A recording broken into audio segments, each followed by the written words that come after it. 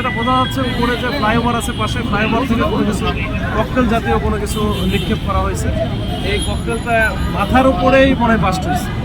মাথার উপরে বাস্ট হওয়ার কারণে যে ভিকটিম বা ডিসিস্ট তার যে মাথার ক্যাপ ছিল, ক্যাপটাও ছিন্নভিন্ন হয়ে গেছে।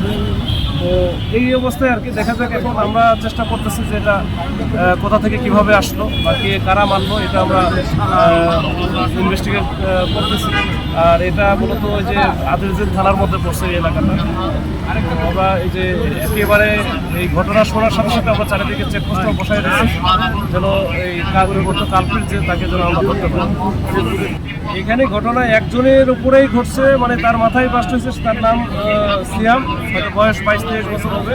পাশে ডেকোরেটারে একটা কাজ করে। তো এখানে সে চা খাইতে আসছে, চায়ের দোকানদার ছিল সেও পাশে। মানে একজন মারা গেছে। যেটা হয় যেখানে এটা পড়ে ওইটা ইম্প্যাক্টটা ওইখানেই তৈরি হয় বেশি। আর চারিদিকে তো যে ছোট ছোট, অন্য কেউ আহত হয়নি আমি এখন পর্যন্ত এরকম